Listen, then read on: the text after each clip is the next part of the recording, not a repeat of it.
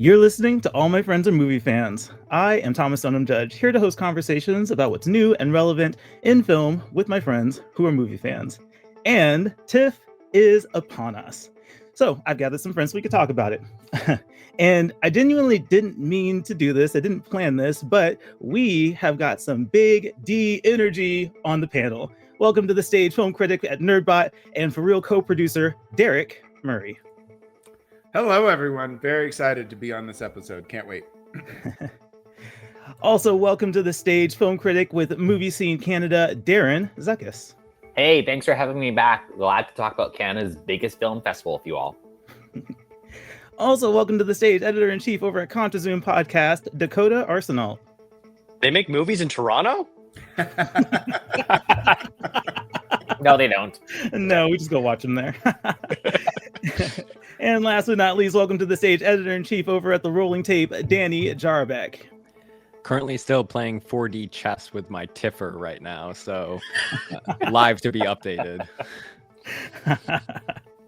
Very cool. Guys, I'm really happy to have you guys on here. I can't believe every time I look at the calendar how much closer we're getting to TIFF and how quickly that's coming. Yeah, it's starting to give me anxiety. I'm not going to lie. The anxiety's been here for a week. It's all good. I know, Derek, I know you have an absurd schedule. I want you to share with everyone your ambitions for TIFF watching. Yeah, so my goal is to try to see 50 films on the ground to celebrate TIFF50. Which is doable. It's just doable. For the time that I'm there, I just have to make sure that I do 5 every single day. I can't have any time off. And if I end up with a 4, I got to have a 6 day. So yeah, that sounds super easy. Yeah. Yeah, right. No problem. 6 is possible if you manage it cleverly and do Midnight Madness. Yes. And this is where my biggest challenge is coming in is I am grappling with the fact that I am an old man, and my body just cannot handle midnight after midnight after midnight. Almost every TIFF I've been to, this will be my 3rd one, but the last 2 and Sundance, I came home with like either COVID or an infection or something. My body was just like, bro, you are in your 40s. This whole like I'm not gonna sleep for 10 days. No. We can't do that. You need to go to bed. So I am making a conscious effort to not do Midnight Madness, but that is also making it very difficult to hit 5 to 6 films a day. So you guys have a very different definition of doable than I do. Yeah. That is mathematically possible. It's I separate that from doable. Okay, that's not my life. But you know what? More power to you. I love the 50 link. That's awesome. And I will see you in passing glances, I suppose. He's gonna be fast asleep at every screening. That's gonna be the problem. The second half of the week. Yeah. Well, that's what ends up happening in Midnight Madness. Like I'll get through like the first 2 and everything will be great. And by the time I get to like that 3rd screening that starts at midnight, 12:45, because they got to do all this stuff before screening doesn't start till 1. By 1:45, I literally cannot keep my eyes open, and I've had to get up and leave. Otherwise, I'm literally just gonna fall asleep in the theater. So yeah, it's intense. Danny, what number are you shooting for on the ground?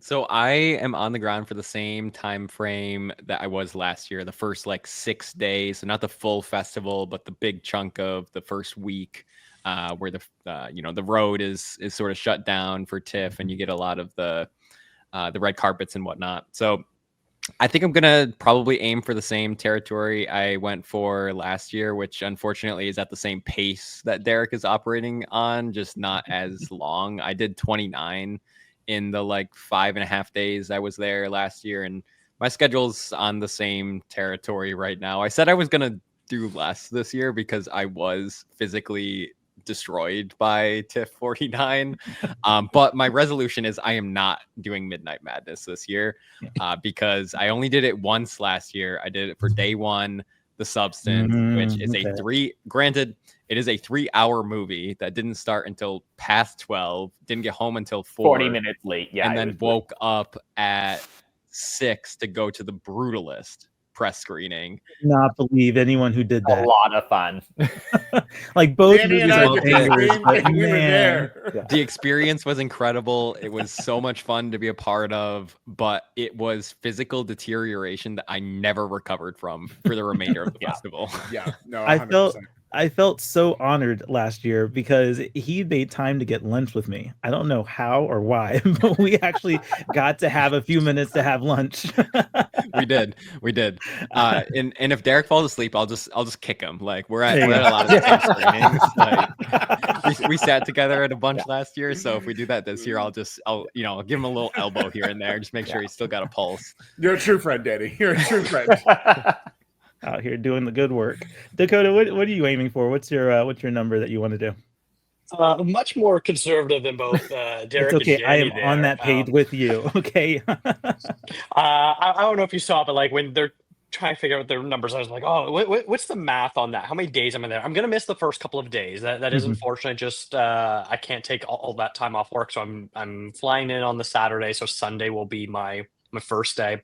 Mm. So if I can get between 20 and 25, I'll be happy. I try not to do more than 3 a day because I just don't have the energy to keep up with that and do the producing the content as well. And I'm also from Toronto, so it'll be me going home to visit. And so I am planning on meeting up with old friends and family and things like that. So I am making some time for extracurricular activities in that regard. Just tell them to go to the movies with you, and that's your hangout time. This is the life of a film critic, guys. We hang out at the movies. Yeah. Okay. You want to We see may- me come to this screening of some obscure Czech film that you'll never hear of again. Exactly. You may not actually be able to catch up, but that qualifies as seeing you, right? Yeah, let's go hang out at the Sound of Falling. Let's just go kick Yeah. This devastating 3-hour Yeah. multi-timeline epic of grief and depravity. Yeah, it'd be really fun. Yeah. For the record, y'all, I do not recommend that you spend family time at the movies when you're in town visiting. So I just want to make that clear. Oh, great. Okay. I Oh, didn't now we know. realize that was sarcasm. Okay. No, I get it though. Because I will be seeing a bunch of movies. I haven't set a number. I'm not quite as ambitious as you guys, but I will be taking a Friday to go to Canada's Wonderland. Okay, Alpen Fury just opened, and I will not be missing that. Yep. So yeah, having a little bit of break is kind of nice for those of us who are not quite as ambitious as the Derricks and the Dannys of the world. But Darren, what's your number? What are you aiming for? I think I'm aiming around 42 through 44, depending on what I can shake out for press redemptions. I would be at the 50 level with Derek, but I'm taking the Thursday night off to see Lady Gaga, so that's kind of eliminating 3 I've movies heard there. about this. So One of my other friends mentioned this too. so There was a conflict. it'll be really good, but because I'm missing that Thursday night, some decisions had to be made on other days for what needs to fit in so I can make sure I see it, which just limited the numbers a bit, but it's okay. I'll get that in. I'm going in early, so I'll get Wonderland in before the festival. It's going to be a good time. And I am bringing a friend to the movie from Toronto. She's like, let's go get a meal and do a movie. I'm like, great. So we have tickets for Hamnet. So I'm like, that's a safe one to take your friend to. Nice. Paul Mescal, Jesse Buckley. I'm like, I'll be fine. Mhm. Yeah, there you go. What I'm hearing is screenings are going to have lots of availability Thursday night. So That's all that went through my mind. Like I straight up just almost pulled up And the second Thursday night where there's no premieres. Yeah. the second Thursday Derek night. is a sick man. Like that's how that registered for him.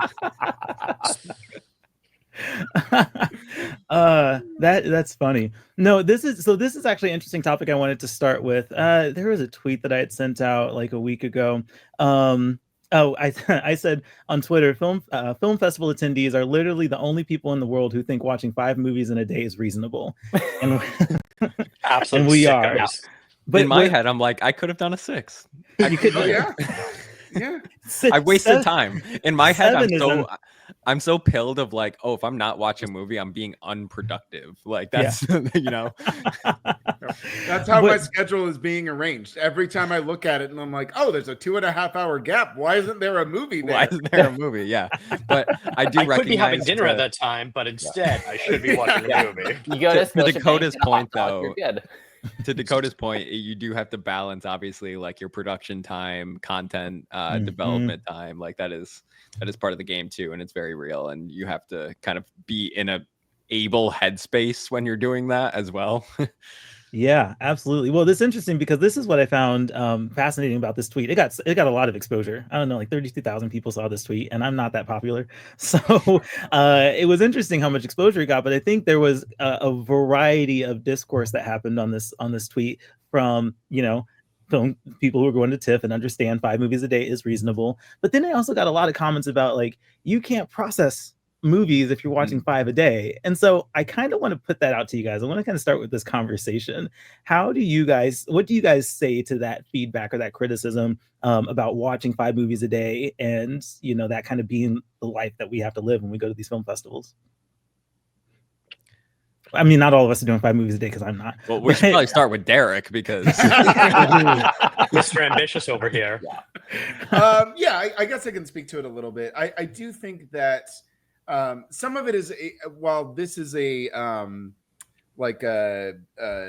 trying to think of the right words, but since this is such a small period of time in which so much cinema is consumed, it feels like it's more movies than anybody should. And granted, yes, that's a lot of movies in a single day, but I think as critics, we see a lot of movies all throughout the year. I mean, for the most part, your average critic, even if they're only doing a little bit, you're still seeing 150, almost 200 movies a year without festivals because you're always, engaging with cinema in one way or another. So I think you kind of just develop those cognitive skills to mark things and, take notes. That's a big thing. I will typically, I know like doing quick reviews isn't always the best thing for things like Letterboxd or Twitter or things like that. But as much as I'm getting those out to give my thoughts, it's a way for me to just get out the quick initial reaction so that as that film is starting to process, as I move on to the next one, I can always refer. I'll do that all the time.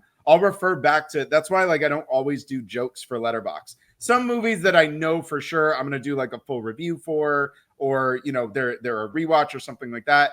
Most of those ones, yes, I'll do something quick and biting and whatever because I know I'll have the time to marinate with it and actually develop it. But if I know I'm going to do 2, 3, 4 movies a day, then I'll actually go on and I'll try to do a legitimate critique of Letterboxd. Just real quick, here are my basic thoughts so that I can go back and refer to it and it'll start triggering things that reminded me of like, oh yeah, that particular scene is what caused me to think this. So that's one thing I do is like a retrospective. But then the other thing is I just think we've all gotten really good at understanding how to watch movies and what we're looking for when we go in. I think everybody has a different kind of critical angle and we all have different things that we're looking for.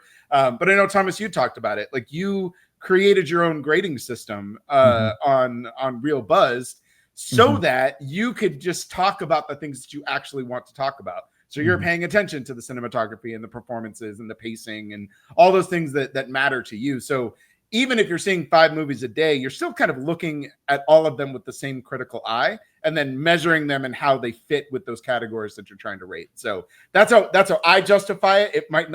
It still might all get jumbled. And to Dakota's point, and like, yes, by day 7, I can't confidently say that everything I just said matters. So I think I feel pretty successful in not having confused which character is in what movie yet. So for anyone who thinks, the movie plot lines and characters get all jumbled and you don't know which movie is which, that's a myth. We can separate the movies. But as far as like processing them, there is a little bit to that, which Derrick is addressing, which we do through notes and through our own observations and stuff. And I'll sort of say, a helpful thing for all of us is also access to press kits. So if you're trying to remember, especially if it's someone like, we know Hamnet stars Jessie Buckley. We're not going to forget who Jessie Buckley is or her name or be able to look her up or things like that. But like if it's from a filmmaker we're not as familiar with or actors that we don't know, we have access to a press kit where it'll give us a little bit of a synopsis of the film. Maybe we can't remember what year the movie takes place. And was it 1967 or 1968? Well, the press kit was going to tell you anyways in the first sentence. Pictures, things like that. Any sort of biographical details that will help with your processing, or if you're writing or doing a video or something like that. That all aids in it, and of course including stills too, so that way we can include that in our work. And that all just sort of helps jog the memory in different ways. That it's a very useful tool for me when I'm doing festivals. I'm like, let's fire up that press kit, see what's in there, because that's going to help me for sure. Yeah, Danny, do you have anything to add to this?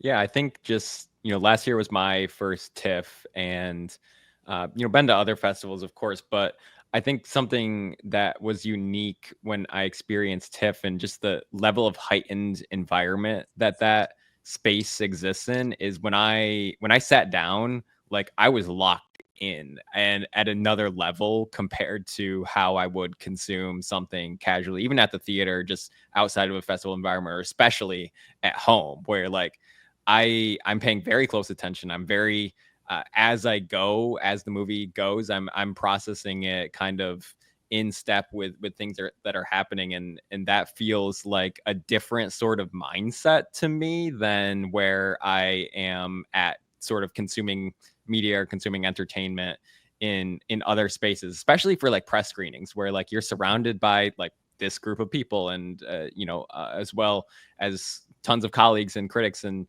friends in the space, where you just feel like a collective lock-in, where you really start to like watch in a very sort of astute way, and you realize that like, okay, like you're making mental notes, if not physical notes. I'm not someone who takes physical notes during movies, but I know some people who are.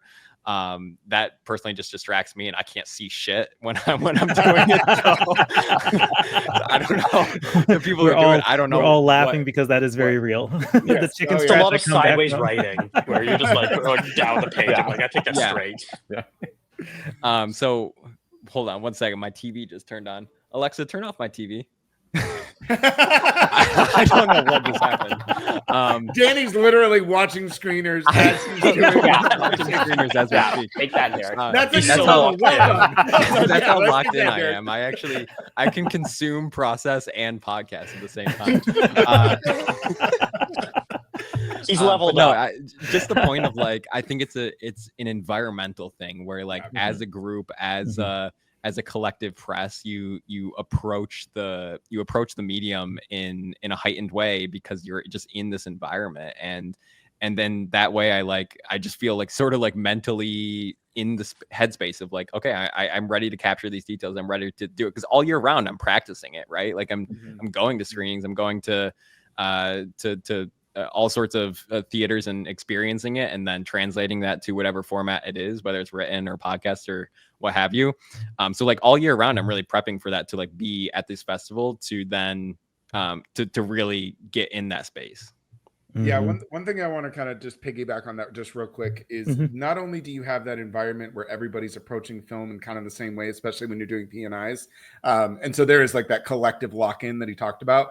But also, for as much as you're doing, 4, 5, 6 movies a day, you are still engaging with other critics. Like you're still engaging with other cinema goers. So you might be standing in line and 4 people came from the same theater to go in the same line. And so you have 30, 40 minutes to sit there and just talk about that movie. So you have opportunities to kind of process it with other people, hear different perspectives. And then honestly, a lot of friends that I have in this space now have all come from just standing in line talking about movies that we've 100%. seen. And so it's, that also enhances your ability to kind of process, because not only are you registering it yourself, you're looking back to retrospectives, you're practicing the whole year for this heightened environment, but you do have people that you can process it with, even if you're insane and you're trying to do 5 to 6 movies a day. Like, you do still have time to sit in line. You do have time to sit in the theater. And when you're in the theater, like, people jump into conversations all the time. Like, you're sitting there 20 minutes before the movie starts and you're hearing somebody have a conversation with the movie that you're going to go see next. And then they have this whole different perspective of like, yeah, they're going through and saying, yeah, no, you should definitely skip this one. So then you go back to your TIFF and you start messing with your stuff. So people are just, I think there's just a consistency of engagement, even beyond when you're just sitting in the theater watching a film. So 100% agree. Absolutely. Darren, any last thoughts on this one? I think the only thing to kind of add in that hasn't been touched on is everyone here is film festival. And I think we're watching a really deep, insightful, artistic film. So everyone's thinking, oh, you're doing 5 films a day. That's basically Anatomy of a Fall, Zone of Interest, that depth of film. But they're not all that. I think personally, when I build my schedule, I make sure if I'm doing a 4 or 5 film day, that I spread it out, have something deeper, but then have something a bit more fun, like, Wake Up Dead Man, the new Knives Out movie, or Nirvana, the band, the movie, the show, whatever it's called. You try and break it out, because there's going to be some films that you are so locked in on from that critical level. And then there's a lot of films at TIFF that are there to entertain. And if you can balance that out, that helps you, do those 4 or 5 film days, because you're going to be at different levels of watching throughout the day. That's a good point. And just really very similar to that, there's a couple titles that I know are, I've already, communicated with our team that's going to be there, and we've already sort of like claimed our review priorities for what's in our schedule. Like there's a couple of priorities that I know that for a fact, like I am writing written reviews for, and like I give myself like an hour, 2-hour bubble after that, where I know I could have a little bit longer just to like process it and do some more extensive thoughts. I also really like the strategy I used last year was just voice recordings, like voice memos on my phone, where I could just sort of like talk out loud rather than like having to like write everything out. And I don't love writing on my phone. Like I prefer to like type and write reviews on my laptop. And so I just was like, if I can't get to my laptop in time, or I don't have it with me or whatever, I will just like do a voice memo, and then I get a transcription of that, and it's sort of a little bit quicker and easier. Yeah, I think the last thing I would add to this conversation is Q&As help me a lot too. So I like going to premieres and going to Q&As. I think it's that I've always found that listening to a filmmaker or actors and talent behind the film talk about the movie, whether it be at Q&As or I do red carpets and interviews, that really also helps not just solidify and help process the film, but also really give insight on the movie that I may not have thought of or may not have picked up on, but now have that extra context to think about. So I love staying for the Q&As if I have time for that. That can change a movie for me. Like, absolutely. Watch it, be like, oh, that was terrible. Then you hear, this is what we're trying to do. You're like, I never thought of that. And it suddenly all clicks. Like, yeah. So if you're at a screening with a Q&A and you desperately want to ask a question, please make it a good question. Oh my God. So I'm a big fan. I love your work. It was beautiful. It was wonderful. Like, girl, we get it. That's not a question. What's the question? Let's have good questions, guys. Okay. Listen, I love Margaret Qualley as much as the next person, but she doesn't need to know that if I'm going to get a chance to ask her a question. It's okay. Yeah. I'm not going to ask her to marry me. I'm going to ask a question about the substance. And then if he answers it, I might also marry her. But also, don't ask actors about their letterbox. It's awkward, it's confusing, and it's just bad. Yeah. We have letterbox for that. It's okay. Yeah. There you guys go. Some faux pas to avoid at film festivals. Cool, guys. I just want to do a quick game real fast. I was thinking about this, and this is kind of my first attempt at doing this. And so I want to give you guys clues to movies that are playing at the festival, and I want you guys to work together to figure out what movie I'm referencing. Okay. So there's a total of 4 how clues. much time we've spent on TIFF. There's 300 movies.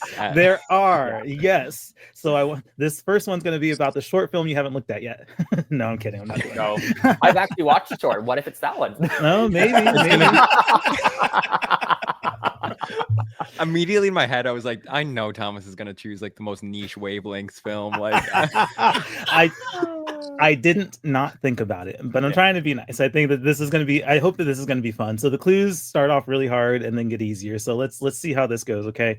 So I have 2 of them. So we're going to do the first one now. The first clue is this movie has its world premiere happening the evening of the second weekend, 9:30 p.m. on Friday, September 12th at Roy Thompson Hall. Oh, that's Did I make this too easy? That Driver's Ed? It is Driver's Ed. Yeah. Hey. Hey. Wow. Look at you. This really is how much time have you spent on TIFF? Yeah, no, it definitely is. And I will tell you that particular category, if it's at Roy Thompson, I straight up haven't looked. That's I try to avoid Roy Thompson Hall. That's why I blacked that one out for some reason. I remember it being the second Friday, and then you said Roy Thompson. Like, that's why I skipped that premiere. That's true. If I'm not mistaken, you're going to that the double feature between Driver's Ed and Poetic License on Sunday. Yeah, I'm trying to do that too. In fact, after I hop off this, I might actually lock down my tickets for that. I saw they were still. I locked down my ticket for Poetic License. I think it's Friday or Thursday. I think it's Friday. Might be Friday night. Just to let you guys know the rest of the clues so that you have an idea on this next one. The second clue would have been the lead actor of this movie also had a major role in The White Lotus. And the third clue would have been it's a 98-minute long American coming of age romance from Bobby Farrelly. And then the fourth clue would have been the synopsis. The film follows a high school senior. At that point, I hope. Yeah. The reason I didn't know this is because I just on principle mostly avoid Farrelly movies at this point. Okay, all right. Well, that's fair, and that's why I like this because I do Cinematrix, right? I got Derrick hooked on Cinematrix, and I am terrible at doing Cinematrix myself, but it's fun with the group, like when you have the collective help to do that. So I get so mad at myself every Cinematrix because I'm just like, do you even watch movies, bro? Do you even out here trying to do 5-6 films a day in 10 days? And I don't know a single movie Michael Shannon has ever done. It'll say Ryan Reynolds, and I'm like, has he been in a movie?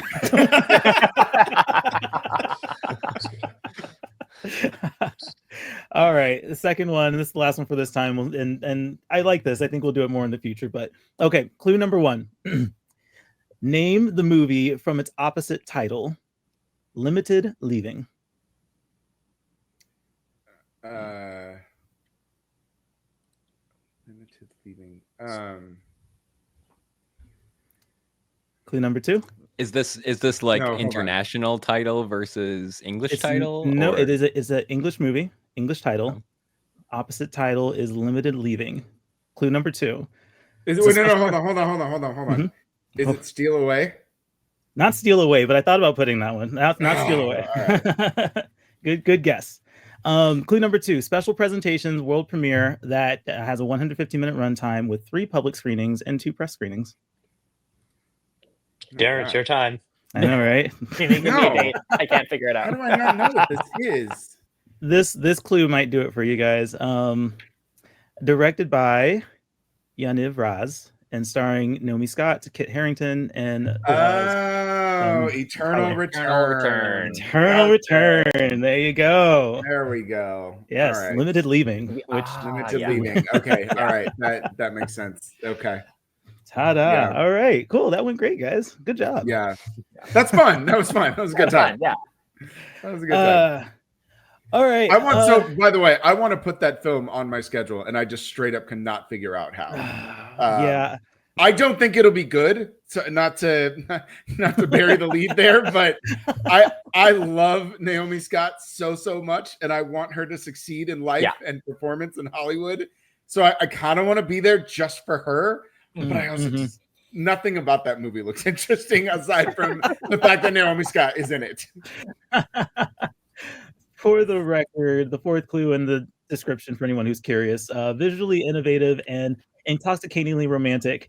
This fantasy drama is about an adventurous trio journeying back through time in search of the power to love again. So that might help give you a little more context on Derrick's perspective. All right. Cool. All right. You know what? We talked a little bit about our experience with TIFF. I want to dive a little bit more into that and our history with the festival. I know. So I started participating with TIFF like 5 years ago. I got in virtually. That's my foot in the door for pretty much any festival I go to. And ever since the pandemic restrictions lifted, I've been going to Toronto, and I'm kind of addicted to it.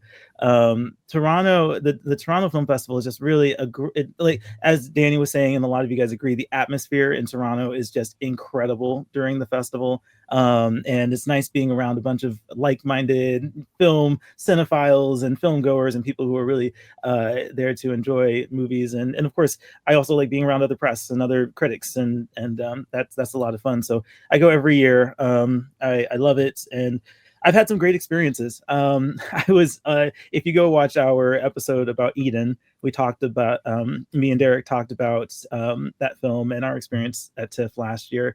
And, you know, Eden was an interesting experience on the red carpet. Darren can attest a little bit to that. And as Derrick already mentioned, you guys had a seizure in that screening. So yeah, it's just anything could happen at Toronto. And so, yeah, just a little bit about your experience with Toronto. And Dakota, I'll start with you. What's been your history with TIFF? Sure, yeah. I'm as I said earlier, I am from Toronto, so that is my backyard festival. I now live in Vancouver. I'd gone to screenings here and there when I was younger, before I got into the film critic game. And then it wasn't until I think it was 2 years ago that I finally applied. I'd covered some stuff before I was given vouchers, not the actual full press pass. So I was able to go see some press screenings and stuff like that before. But then 2 years ago was my first time I actually got approved. I didn't end up going because I couldn't make it work with work to take time off. But last year was my first time that I went fully on board as a accredited press member, being able to go, and it was a great experience. Mostly just, it was my first time being back in Toronto since I'd moved away. That was the biggest thing where I was just like, I'm back at home, which was really cool. And it's hard to understate just how great of a festival this is, just how much fun everyone has, and the vibes and the attitude that everyone has is always fantastic, because you see someone and the first thing you say is, what have you seen today? What's been the best thing you've seen so far? What are you looking forward to? And like right away you're able to have this instant connection, whether it's someone you know or you don't know, and being able to have the moments with people is what makes this festival so great. And the fact that you are getting world-class titles is just really the cherry on top. Yeah, for sure. Darren, how about you? What's been your history with TIFF? So I started doing TIFF online back in 2020, it would have been. Yeah, not as press, just, getting titles, because across Canada during the pandemic, they opened up everything virtually across the country. So I was getting titles for that for the first 2 years.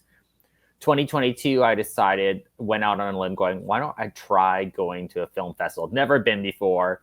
Immediately got there, and as Dakota kind of said, there's this atmosphere to the festival, and I was hooked ever since, only elevated by the fact I got to see Spielberg talk about The Fabelmans at that world premiere, going like, this is something I'm not missing any year afterwards. And then since then I've been applying as press and going, and will probably continue to go until there's a reason I can't. Yeah, I'll tell you that Fableman screening was also a deal lock for me. Like when I was at that world premiere with Spielberg, and I have stories from that night too. Like it was a very, very fun evening, and just it's experiences like that man, you can only have it. It doesn't happen anywhere else. Like I remember walking out of the theater with my friend. We were down in the orchestra close. We were in all the excitement, and he kind of taps me on the shoulder. He's like, Darren, look over here. And we're like right next to us walking out of the theater is Janusz Kaminski. It was just like, this doesn't happen anywhere. It only happens at TIFF. You walk out, you chat with him, and then you walk up, there's Finn Wolfhard and his crew just hanging on the street. Like, this doesn't happen anywhere. It's magical. Danny, you gave us a little bit of your history. Is there anything else you want to add about your experience with TIFF, and maybe a moment that stands out for you? Yeah, I've got a great story to share. First, I'll just say, just reiterate, last year was my first TIFF, and similar feelings echoed to everyone else. Just kind of fell in love with the atmosphere, fell in love with being in that environment. Something else I'm really proud of is TIFF has been a really great supporter of bringing our team at the Rolling Tape as press. The first year we did it, we brought 2 people. The second year, last year, we brought 3 people, including myself. This year, we're bringing 10 people. I'm just like, TIFF's been a really vital part of our growth as an outlet, which is really special, I think, as well, and something that I'm really proud of to be able to bring so many people to their first festival this year for TIFF, and some people that I've collaborated with and have been part of our team for a long time, who are now I'm going to be able to meet in person for the first time. That's a really special experience too, I think. The funny story I'll share, last year, a bunch of us, some people from our team, some colleagues from other places, all just got together, and we were like, let's take a picture. We're just like, we had a big group, which is hard to actually come by because everyone has different screening schedules. So once you get a good group together, you got to take the picture because it's a rare occurrence. So we're locating a stranger to take the photo for us, and one of our friends, just tracks down this tall looking guy, totally innocuous, right? hands him his phone and is like, you know, you mind taking a picture of us? And then like he gets in front of us and we all like look at each other and we're like, holy shit, the guy we just handed the phone to is Pete Docter. Like, and then somebody else takes the phone and we're like, actually, like I'll take the picture. Can you get in the picture? And the original person that handed him the phone had no idea, right? Like totally random stranger on the street to him. And we were all like, holy shit, you chose out of a crowd Pete Docter, multiple Oscar-winning director Pete Docter, to take a photo of us. Like, it was just, I mean, you can't make something like that up. It was legitimately him. And then we chatted with him for a few minutes. He went on his way. He was a lovely, kind individual that just happened to be standing there when we wanted to take a photo. And yeah, now we have a picture with Pete Docter and a picture taken. I think that is one of my biggest, I don't know, you want to call it a phobia, just like running into someone and not knowing who they are at TIFF. It's so, I mean, it's likely if you don't know who they are. It may have happened. I've probably run into plenty of celebrities and just entirely did not know what was going on. You're trying to like, read their pass that they're wearing too. You're like, yeah. Who are you? That's funny. Derrick, what about you? How's your history with TIFF, and if there's any moments you can think of that stand out? Yeah, so this will be the third year that I'll go. First year I went under the Media Inclusion Initiative, which is just a really great way to introduce yourself to the festival. I think it was one of the first major festivals I actually attended in person, because I'd done South by Southwest, but I did it all virtually in the time that I had it. So this is like the first time I was actually like leaving and being on the ground and physically covering a festival, and just echoing every single sentiment.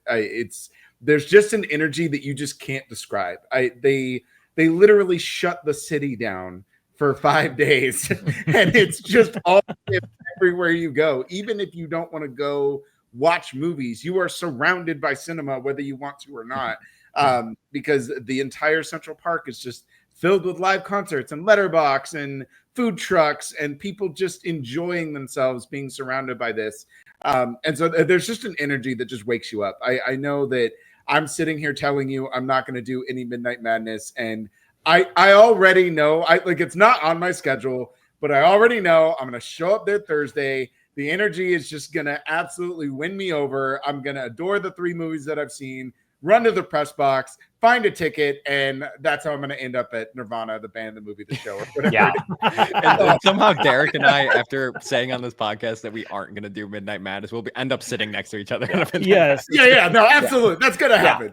That's definitely going to happen. Yeah. So, I mean, I don't have this director I don't even know his name, but it's just kind of that kind of just coincidental of just being surrounded by everybody. I had a little bit of a break, so I was like, oh, I gotta eat food. I stopped by this food truck and just got some poutine, sat down, and the guy was sitting there, and I was like, hey, do you mind if I sit at this table? Turns out he was like a director of a movie that was coming out with Frank Grillo in like 2 weeks.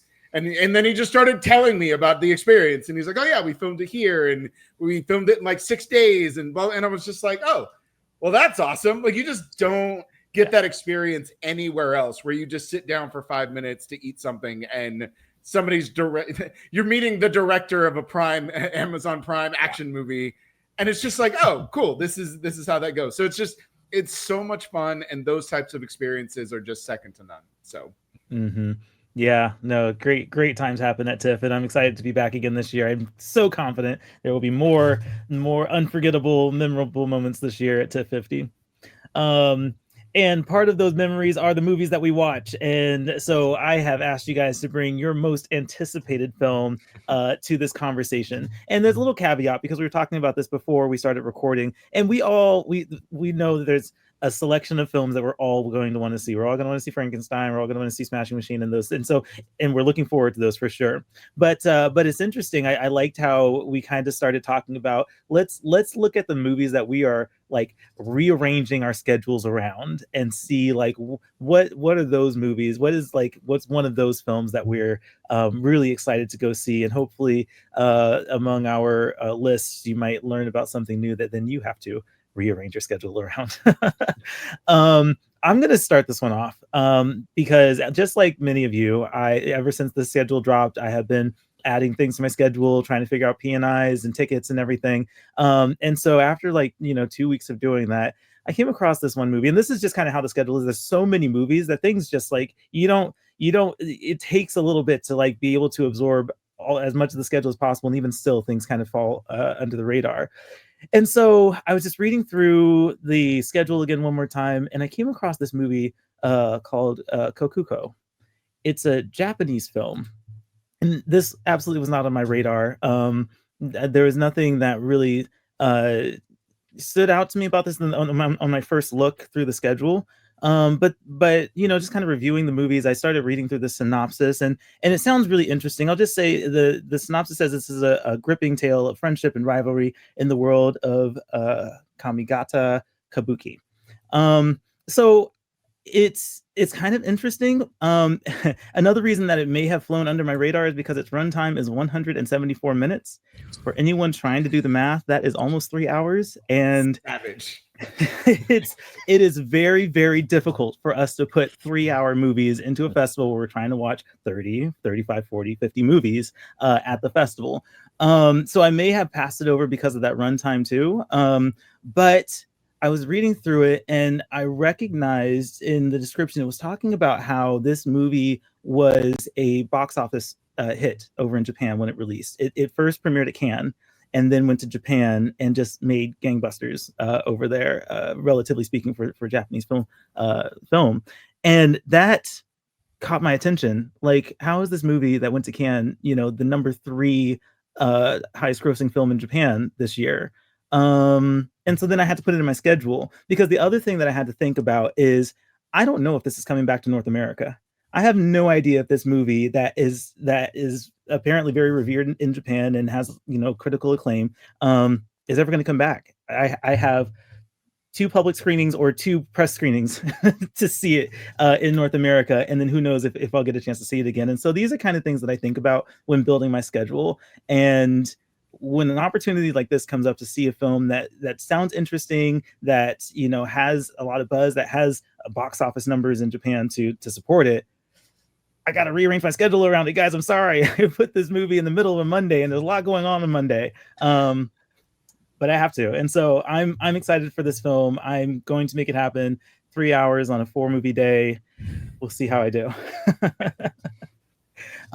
Did anyone else have this movie? Was this something that actually stood out to anyone else out there? I'm learning about it now. Yeah, same. Yeah. So I went to Box Office Mojo, and it did it was number 1 in Japan for 4 weeks, and it is the number 3 highest grossing film in Japan this year so far. How does a drama do that? It must be good, Any thoughts on this? I mean, I love this for you. No, I do enjoy a good long drama. And one of the things that I think you touched on here is this is why I'm actually so aggressive when it comes to getting movies pre-festival. And why I'm so bent on trying to see as many movies as I can in a single day and while I'm at the festival, because aside from the big titles, with 300 movies, there are so many films that you may never get a chance to see again. The guarantee that the movies that you are watching will even be released, first of all, but if they are released, there's so much international cinema, they might never be released in the US. And that happens a lot. And so I think for me, it's just really gaining that experience of, okay, what are they doing in Japan? What does cinema look like right now? What is so to for you, I can't fit that kind of 3-hour movie into such a busy schedule, but I appreciate the deep dive, and I appreciate the research of okay, but this is what this country loves, so this is clearly representative of their cinematic sensibilities, and you being able to experience that when you might never be able to see that movie ever again. They might not submit it as an Oscar nomination, in which case, yeah, it's probably not going to show up in the US. So take your shot. You know what I mean? Watch that movie. And that's one of the things that makes TIFF so special. So yeah, it's a good pick. Yeah, thank you. Yeah, similar to the international angle with building your schedule, something that I keep an eye on too is if a film doesn't have a distributor yet, because that's something that I do tend to try to prioritize. Because obviously everyone wants to see the Wake Up Dead Man's, the Frankensteins, but the reality is it's going to be very easy for us to see that in a month as well.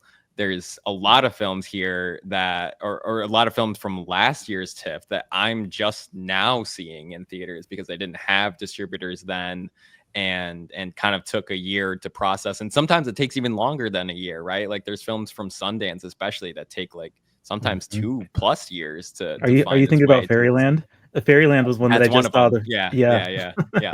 So that's something that I do tend to keep an eye on when I'm building my schedule too, and I do try to prioritize currently undistributed films if I can as well.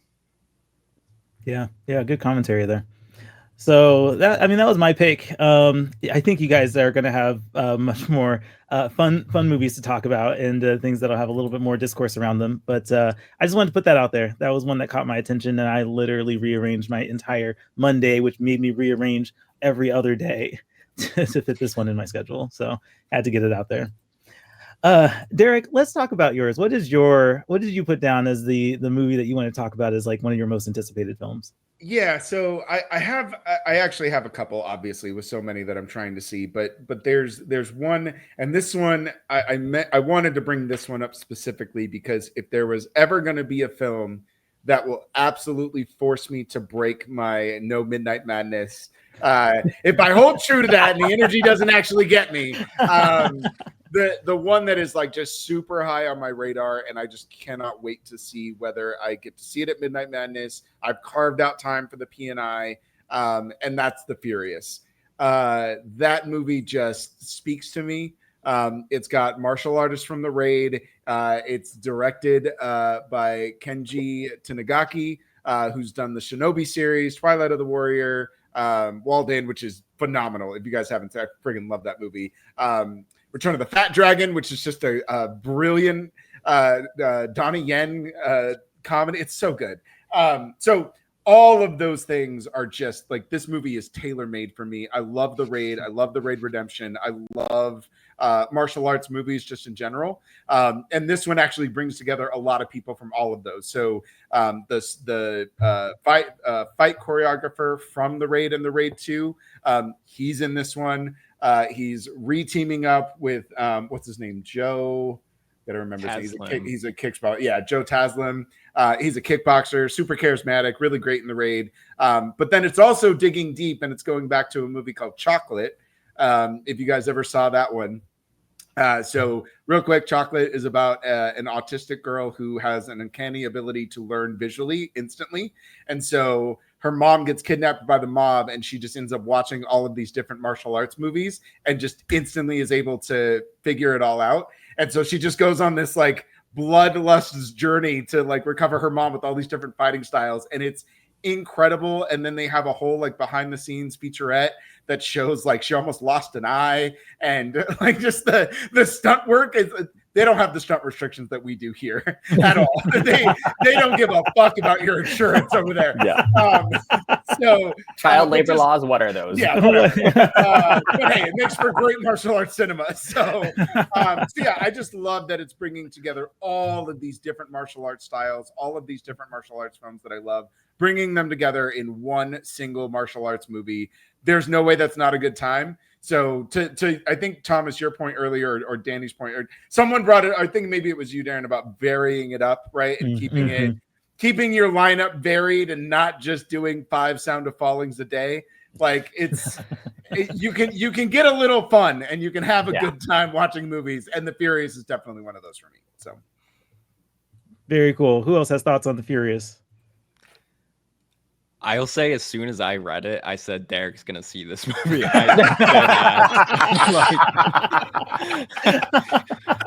And then he started sending me like some things on his radar, and boom, there it was. It popped up. Like, if I know anything about Derrick, I know he's going to watch this movie. This is definitely, it's on my radar too, but yeah, that's really funny. It was one that I had read about, and one of my writers that'll be there, Jeff Ballmer, who's the host of Classic Movies Live, he reviewed Twilight of the Warriors Walled In, and as soon as I saw it was the same director, I'm like, oh, I definitely know he's going to be at that screen. So you'll probably see my buddy Jeff there with you, Derek. Nice. Darren, your thoughts on the Furious? Any? It caught my attention, and it's basically a backup if a film can't work. I've got it slotted in there because it sounds like a lot of fun, and the Midnight Madness screening would be a blast. As I saw Timu's latest film there last year, which was closing night film, and just having that kind of the Shadow Strays, Shadow Strays, that type of film with that audience, like people are getting their heads ripped off, and the crowd is going wild, and you're not getting that anywhere else other than Toronto. We actually talked about it. Thomas and I talked about it, but my first year, Kill was the opening night film for Midnight Madness, and I saw it at the premiere.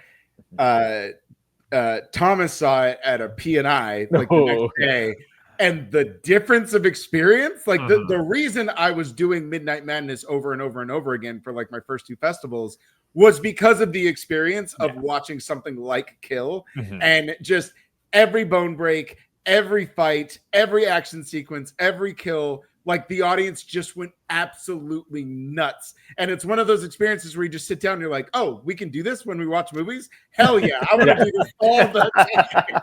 Y'all, I was mad at my Kill screening because P&I was stuffy. Like, guys, turn up. Okay, like this is crazy. I think I went to the P&I screening. I was with Luca, and look, me and Luca were having a blast. Okay, like we were having a good time. We had our own Midnight Madness going on, but it was so frustrating that the rest of this theater is just like watching a different movie. Like, guys, come on, you can react a little bit. It is okay. This movie kind of lends itself to it. Stop being so stuffy. That reminds me last year when we went and saw Saturday Night and we were the only ones laughing. Oh, God. That was sad. I loved it. It was great. 4 We of had us the best killing time, ourselves and no one else laughing. In that 500-seater theater. Like, right. Oh, man. Guys, have a good time. Have a good time. Like, we're the only 2 out of 500 people that's actually enjoying this movie. Yeah. Well, there's maybe 20 of us there, but still, like, come on, we'll show up. Oh man, that's funny. Any other thoughts on the Furious? If not, Danny, I want to move on to yours. What was the movie that you picked as the one that's like one of your most anticipated films? Sure. Funny story about this is it was sort of thrust upon me as my most anticipated because, Venice does its lineup announcement just in like one fell swoop, right? Like just kind of puts everything out there. And this movie called Silent Friend popped up, and literally immediately I got multiple independent, completely disconnected texts saying, oh, this sounds like a you movie. And I was like, okay, I guess so. Like this might as well be it. But yeah, totally. They were right. I will admit that they were spot on. So this film, Silent Friend, apologies if I'm mispronouncing the director's name, but Ildiko Enyedi. She is director of this. Don't know her work at all. I'm going in very honestly pretty blind on this, other than knowing the lead actor of it, Tony Leung, who pretty much like blank check. Like if Tony Leung's in the movie, I'm gonna go see it. So that if that wasn't enough already, the reason that that I got those sort of messages saying that this sounds like a me movie is because I really enjoy engaging with media and films that deal with environmental concerns. I did Tribeca earlier this year, and my coverage path was I only covered movies that fell under the tag, the filter tag on their lineup that fell under environment. So I covered all the titles in that sort of subsection. So it's something that's really important to me, engaging with media that engages with climate and the environment in a contentious or meaningful way. And no idea if this is actually going to do that, but the fact that it's about a tree that lives up to 1,000 years, and it's sort of a triptych storytelling in 3 different time periods surrounding this tree, just observing humanity. And I have a feeling it's going to fall very much in my wheelhouse. I'm really excited for it. I'm really excited for, you know, a story behind a director that I'm not familiar with, and I can sort of discover that director's work is always really appealing to me too. And so this really checks a lot of boxes of films that do tend to work really well. So TBD on how it'll pan out. But Silent Friend, I believe world premiere at Venice. And then, of course, coming over to TIFF, this was like my instant, yes, I'm reorganizing my schedule no matter what. I do already have a ticket. I got someone who had like sort of like pre-sale ticketing get me this one. So I'm confirmed, locked in. We'll be seeing Silent Friend, and I am very excited for it. I call those pre-sale friends of ours our dealers. Yes, correct. I get the text. You buy. They are exactly our dealers, our bookies, however you want to phrase it. Like they have the goods for us. There is only one reason I am seeing the Smashing Machine, Hamnet, and Frankenstein, and it's because I have a dealer. That's why. Yep.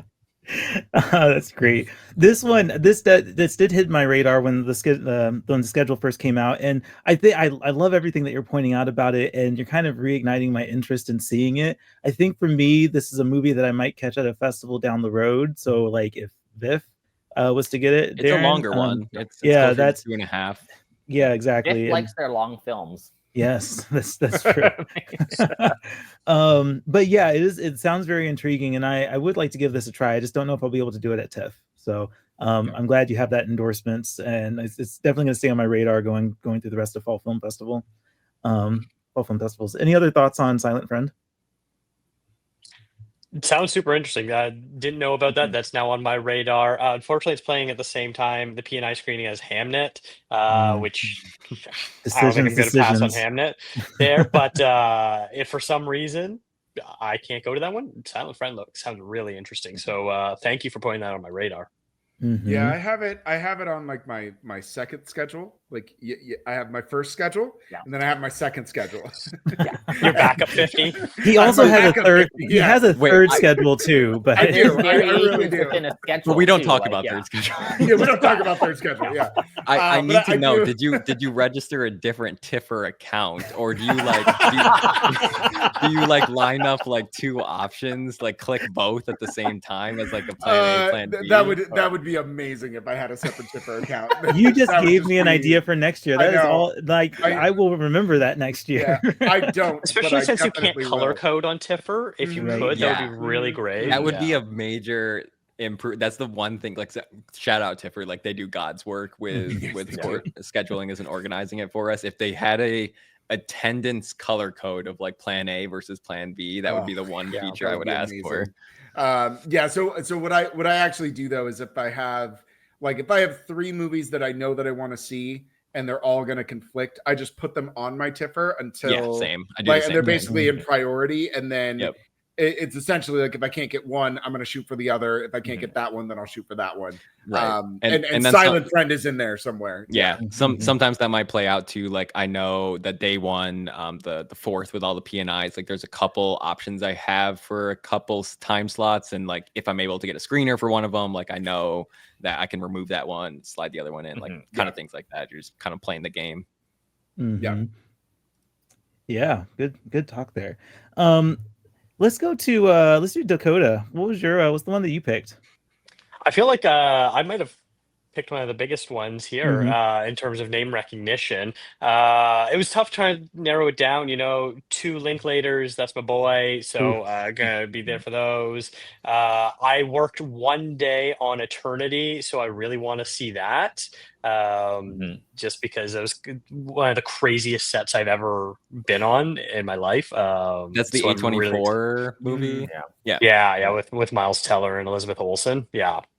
Insane set that they built. I can't wait to see that on a big screen.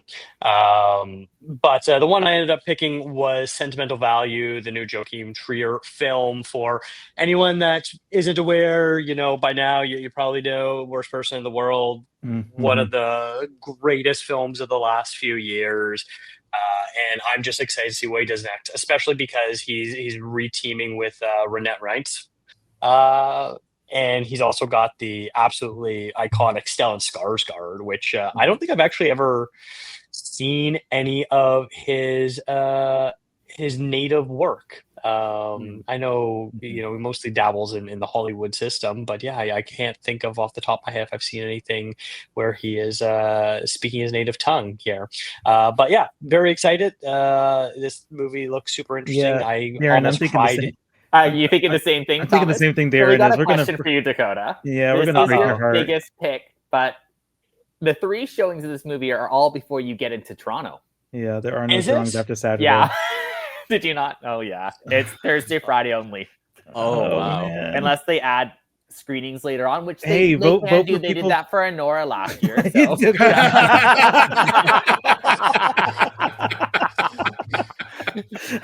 So. It is possible they add screenings. I mean, there's also the chance it's people's choice. Yeah. I'm sorry. Cool. So Dakota. as I was saying about Eternity, I worked one day on this movie, and I'm really excited. You have second schedules, guys. Yeah, This is second schedule. I'm not crazy. How are there only 3 screenings of this, and one of them is the P&I? There's only 2 know. public screenings of one of the biggest films of the year. That's crazy, They and did they're on the did first 2 Anora days. last year, and they started adding Anora screenings throughout the festival. So Yeah, I think this I is what they're guarantee planning they're on going to for add this one. some. Yeah, They Was it didn't. They better? didn't. I don't think they added Zone of Interest or Anatomy of a Fall screenings, did they? A couple years ago. No, but was that one Yeah, the they're- public they was going to pick go and wild choose, for? but Not they- necessarily. yeah, definitely- they're gonna do ones that are vying for People's Choice, People's and this Choice, is yeah. a People's Choice contender. this is a for People's sure. Choice for I sure. almost guarantee this is gonna place, and whether it's first or second runner up or ends up winning, I feel strongly that this is gonna be in contention for People's Choice. Yeah. So I have a dealer. Shout out to Ryan. He got me a ticket to the premiere. Yes. Small humble brag, but no, I am excited for this one too. And Dakota, I really sincerely hope they had screenings for you. In fact, I'm going to publish this, and I hope TIFF comes across it and be like, that Dakota guy really could use a screener or a Actually, screening of this. I'm emailing media@tiff.net right now. Yeah. I shamelessly emailed Elevation Pictures, who's handling release again, and going, Oh, any yeah. chance there's a link? Because I know they exist, and they've yet to respond. I'm thinking they're just making me wait, and they'll come later this week. But Yeah, Maybe. I've ignored most of those like no screener availables when the list came out, because I was I was like, first of all, half of these I've already gotten a screener for. So Yeah, don't bullshit me. I look at Derek's letterbox going, oh, what exists? Derek, where'd you get that? That's a good gauge. If there's a screener out there, you'll find out via Derek's letterbox. For sure. So I just ignore. Like, look, the worst they can tell me is like, no, we don't have a screener link. I hope you can show up to a P&I. Okay, cool. I'm gonna move on. Like, that's the worst that can happen. So I'll also like to point out that Derek's talking about having screeners to like half of these no screener availables, and this list that he's referencing came out less than 24 hours ago. Yeah, just absolutely. They are lying. They are lying. Yeah, so shoot your shot, guys. If you're pressed, if you're trying to get screeners and trying to get movies before the festival, shoot your shot. Until the publicist actually tells you no, and even then, you might want to pester them again in a week or so. I do. When they tell me no, we don't have a screener, my next question is, great, can I get a ticket? Can I get a ticket? Exactly. Yeah. This is the process, guys. I wish people told me this 5 years ago. And if they can't get you a ticket, then you go back to the screener, and they sometimes come through your fit. Because sometimes I had a friend that he literally just had that happen. He asked for a movie, and they were like, no, we don't have screener links available. We hope you can make a public screening. And then like 2 days later, it just showed up in his inbox. Didn't even, they just gave it to him, and he was like, oh, okay, cool. Yeah, you just never know. It's always worth shooting your shot. So so anyway, sentimental value. This is a good pick. I'm excited for it. I have a ticket for it. Did anyone else have thoughts on sentimental value? It's going to be the first movie I watch at TIFF, because I'll be there at the P&I line, which I also think like half of all press is going to be in that line. Because unless you are not in Toronto currently, I think almost everybody with a press badge. Yeah, sorry, Dakota. But that line is going to be lit. with all my friends, and it's going to be awesome. Yeah. I'm very excited. And this is why I'm potentially skipping it at Toronto, just because I'm playing. We'll see what happens. Our local film festival announces their schedule on Wednesday, and Elevation always has a strong showing, so it feels like it's the opening night film here in Vancouver. So if that gets happening, I'm dropping at TIFF because that press line is going to be insane. Yeah. Oh, yeah. No, I actually can see it 2 weeks after. Like, it's not worth it. Yeah. I'm currently banking on seeing a different P&I in that first movie of the festival slot, because I am really excited to see if I had legs, I'd kick you, and that's the only screening of it that I'll be able to see. It doesn't come back into play until the 12th, and I will be already gone. So you are going to You were going to start TIFF with a panic attack. That's exactly what that is. Okay. All right. Well, you all are going to start TIFF in tears, sobbing. I can tell you though, I don't know if I could have started Sundance with If I Had Legs, I Would Kick You, because that film left me shook. So all I can tell you is good luck. I am not going to tell you to change your mind, because I do think it's a movie you should see. I'm not as high on it as others, but God, Rose Byrne is something else. That woman is transcendent in this movie. And if the year stays as kind of open as it is, there is a strong chance she makes the actress 5. Like she is that good in this movie. So yeah, but just be prepared. Like, take some anxiety pills before you show up, bro. We'll see. It is going to give you a heart attack. It's probably dependent on me getting a ticket to one of the other 2 sentimental value screenings. And if not, I'll have to really make a judgment call. But I'm hoping I can get a public one and rely on that P&I for If I Had Legs. We'll see. Interesting. Let's see. We're on the last one. Darren. Let's bring it home. What's the one that you picked? So my last one, it's a buzzier title because of the director and the writers being Brady Colbert and Mona Fastgold, who of course just did The Brutalist last year. But that's not why it is high on my list. Every film festival I go to, I am a musical lover. People who know me know this. Dakota can hear my music when I turn on Wicked 5 blocks away. Yeah, he's nodding. He's like, yeah, it's unbearable. So I always fit in a musical. And their latest film is a musical starring Amanda Seyfried, Tim Blake Nelson, Lewis Pullman, Thomasin McKenzie. So stacked cast. But it's also about the Shaker, the religious movement. So it's going to be one of those kind of very niche films. It's shot on 70 millimeter. Like, they're just kind of ticking every box for cinephiles, going, good cast, 70 mil, good writer, good director. And then they threw in a musical on there for me. So there is no chance I'm missing that one. I am my own dealer, so I already have my ticket for the opening. The premiere of that one, I'm like, I'm not missing that. I've got the 70 mil light box ticket. It's going to be great. Nice. Yeah. Very awesome. Yeah, that one is a can't miss on my schedule as well. I will be seated for the press screening 100%. Like, everything you just said, yes. Cinema, baby. Let's go. Everything you said is true. Like, all of that I'm excited for, but really it's the Brutalist thing that sells me on it, because last year I was not sold on Brutalist going into the festival. I'm like, oh my God, how long is that movie? And there's so few screenings, and because I saw the Brutalist and it was like my 3rd or 4th movie of the day, 3.5 hours. Oh my gosh. And then I got 10 minutes into that movie and I'm like, this is genius. I'm so sold on this. And so, like, because of that experience, I think it became one that I am very interested in. You buried the lead there a little bit, Darren. It also is Thomasin McKenzie, so that's going to get me seated. Did you? Yeah. That's going to get me seated. You heard musical going, oh God, Darren's be unbearable. Christopher Abbott's in this as well, who I love. Like, this is, I'm dang, you know what? Shoot, maybe I need to be on this red carpet. I didn't realize this cast was that stacked. Yeah, let's go. Huh. Let's go. All right. Jeez. Any other thoughts on this one? No, I think Darren hit all the talking points. It has much three screenings, 1 press screening, 2 public screenings, and they are all in 70 millimeters, so they're going to be high demand, I'm sure. Yeah, Can't wait. That's going to be my brutalist this year. Yeah. Yeah.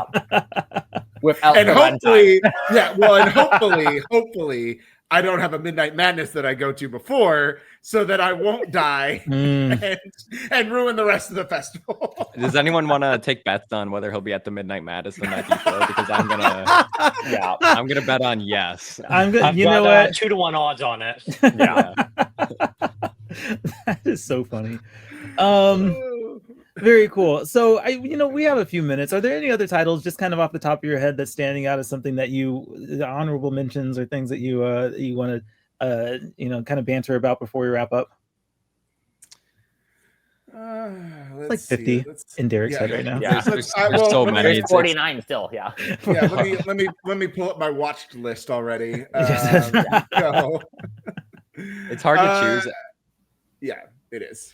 It's hard to choose. I can, what I will say is from the ones that I've seen, ones that I would kind of just want to highlight that I think if you can get a screen report, great. But if you can carve out some time for them, I do think they're actually really good. So I would recommend November. You did recommend this one. Yeah, I really enjoyed November. I'm such a sucker for like single setting, single location chamber pieces. And this one is just like frenetic and it never lets up. It just, the minute it starts, there's no tension relief whatsoever from start to finish. And it's one of those films that really does make you, even if you're not familiar with what's actually because it's kind of based on a true story. It's like a combination of archival footage and kind of a fictionalized retelling. And as they kind of insert this archival footage, it prompts you to want to learn more about the actual event.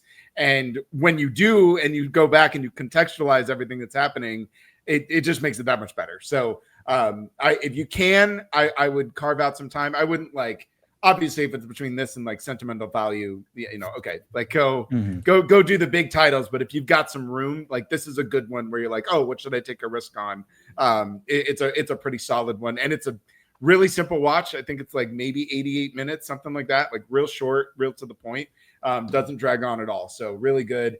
I'd recommend Modern Horror, which I really enjoyed. That would be mine. Oh. Yeah, I had a great time with that movie.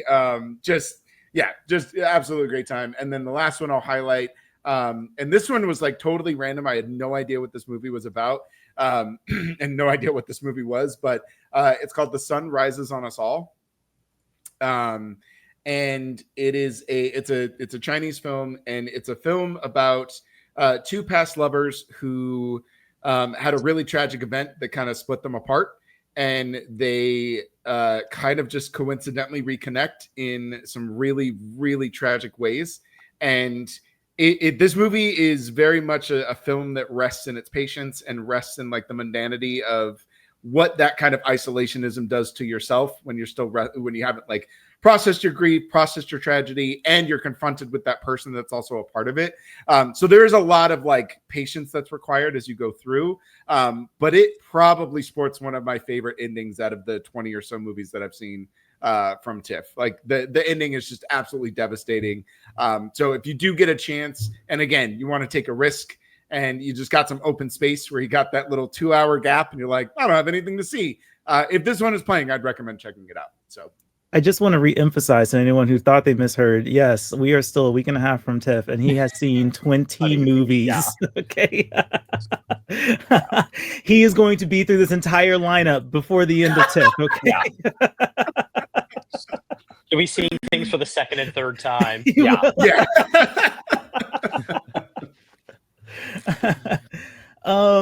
Those are good call outs. A lot of those are on my list. They were kind of mild interests of mine, and then your recommendations are kind of putting those up to things that I really want to check out before the festival starts. So good call outs. I want to shout out really quick Nuremberg. This one looks like something that could be pretty interesting, pretty fun. Not fun, but like fun. I said fun. I did not mean fun. That's not what I got from my trailer that I saw yesterday. It's not. I mean, I might have fun with this because I'm trying to get on this red carpet. Okay, I'm trying to talk with Rami. I'm trying to talk with Russell Crowe. And you want to get on the Roy Thompson Hall red carpet? Look, I have problems with that red carpet, and I'll take that chat offline because I have frustrations with that. But I'm hoping that things work in my favor to be able to do that. But no, this looks like it could be really good. I think that this cast is what's really selling me on it. Like I said, that's why I really want to be on the red carpet here to talk with this cast. And yeah, I there's not a whole, as far as I can think, not a whole lot of like war dramas this year. Am I missing any? Because I remember a couple years ago there were like 3 or 4. Yeah. But yeah, so I think this could be a good watch that wasn't originally on my radar, but I started again when I was doing a little more deep diving and looked into the cast. I was like, yeah, this could be a good one, and maybe this might be worth being on the red carpet for. So that's the one I want to shout out. I've got it on my list. It's taken up a big chunk of time, but I do have it on my schedule 1. So we'll see. Schedule 1, yeah. Schedule 1, yeah. It's on schedule 1. All right, guys. Well, we can go ahead and wrap up. I do want to close out with an exit question. And this it's kind of alluding back to the conversation we were having a little bit earlier. But if you happen to run into a celebrity while you're at the festival, which celebrity do you want that to be?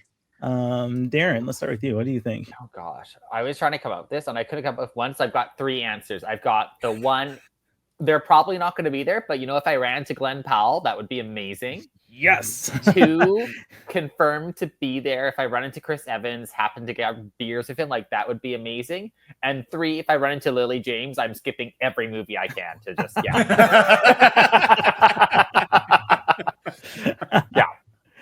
I love how Darren just subtly implying that he's going to become best friends with Chris Evans. Yeah. Anything can happen at TIFF, right? Anything can happen at TIFF. Yeah. You can ask him to take your picture. Exactly. Arbitrarily. Photo, yeah. Dakota, what's your answer? What celebrity would you want to run into at TIFF? I don't really care about running into celebrities. So what I will say is there's a Canadian film that played at the fest last year, and I saw this year, Young Werther. The director of it, Jose Lourenco. I become, exchanging messages back and forth, things like that. I've become a fan of his, and I'm hoping to meet up with him for either coffee or drinks or something like that. So I guess, he's somewhat of a celebrity. He's had a movie that played at TIFF, which is pretty damn cool. So I'm hoping to actually meet up with this celebrity. Yeah, there you go. That's a good one. Yeah. Danny, what do you think? I am eyeing the Richard Linklater and his extended collaborators family network of stars. So anyone that's in Blue Moon, Andrew Scott, Ethan Hawke, Nouvelle Vague, Zoe Deutsch. So Linklater, I love you, dude. You make amazing movies that have become very close to my heart, and would love to chat with that man in any capacity, or his just oeuvre of celebrities that have followed him in his career. Yeah. I need a ticket to Blue Moon to complete my Linklater double feature because I have one for Nouvelle Vague. So if anybody's listening and anybody's out there, I'm your guy. I need it. I will do any dealers who are looking to make it. Yeah, any dealers. I will do some unspeakable things to make a Linklater double feature happen. That would be amazing. Derek, you're fiending right now. You got to calm down. I know. I want it so bad. It's what it is, though, is it's not so much that like I want to see, because I do. Blue Moon just like absolutely speaks to me. But it's the fact that I have Nouvelle Vague already, like right before it. And so schedule 1 is I just go from Linklater to Linklater, which is just pure movie magic. And so only having half of the schedule complete, just it hurts my soul. And there is desperation in my voice. You nailed it, Dakota. That's great. Okay, Derek, your pick. That's right.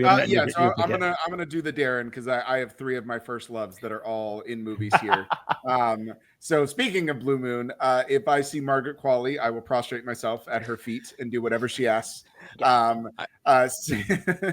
Same goes for Tessa Thompson, which I do have a ticket for Haida, and I'm very excited about. I love everything that she does. Like she is almost always the best part of a bad movie, and I just cannot wait.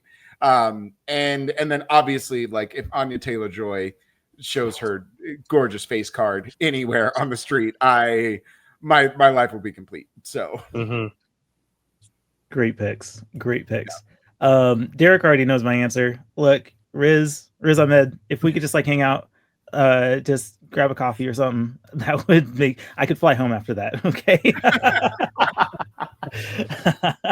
So I should probably start pursuing an interview, see if I can make that happen. I did just follow up on my interview request, so we'll see what yeah happens. You know what, I already told Derek if he gets an interview with Riz Ahmed, I will murder him and impersonate him for that interview. Okay. So that's the plan, and I guess I put that on record. So it's on the internet, so it's forever. Derek, don't die between now and the festival, okay? And if he ends up dead, might die I'm of not your natural lawyer. causes. He might, and the internet's gonna blame me for it because. But you know what? If that gets this video 1 million views, I suppose I'll be happy with that. We're gonna have to call Benoit Blanc to investigate this. Yes, exactly. Listen, if I can be the reason we all get Knives Out 4, I think that's something worth dying for. I think it is. Yes. Thank you. Yes. Thank you. One for the Thank you. team. Where we will all thank you for your contributions 2 years from now when it premieres at TIFF. Yeah.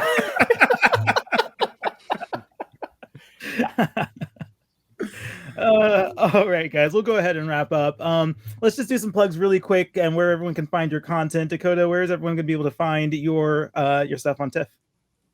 Sure. Go to ContraZoomPod.com. That's where I've got film reviews and the podcast, links for all that fun stuff there, and at ContraZoomPod on the social medias. Awesome. Danny, where can everyone find you? You can find me at The Rolling Tape. We have plenty of shows previewing the Fall Festival cycle. We'll be recapping it there as well, and on our website, www.therollingtape.com, where myself as well as our full team's coverage will exist. You can find me personally at DTJ Cinema on Twitter, Instagram, and TikTok. Awesome. Darren, how about you? All my reviews will be published at moviescenecanada.com, and you can find me on the socials, Twitter, D Movie Reviews, and Instagram, Darren Movie Reviews. Awesome. Derek. Cool. And then you can find all of my written work at nerdbot.com. You can find all of our wonderful podcast stuff here on ForReel. And then you can find me on pretty much all social medias at DRock Comedy, DROK Comedy. Yep. And I'm at Being TSJ on most platforms. Of course, you can find all my content on thisisforreal.com. ForReel, of course, spelled FORREEL. And I'll put links to everyone's stuff in the description, so you can very easily find everyone. And yeah, that's this episode. This has been another episode of All My Friends and Movie Fans, a ForReel original podcast series. If you're a movie fan, you should be one of our friends too. Make sure to connect with us at the links in the description, and we'll see you all in Toronto. So until then, guys, bye.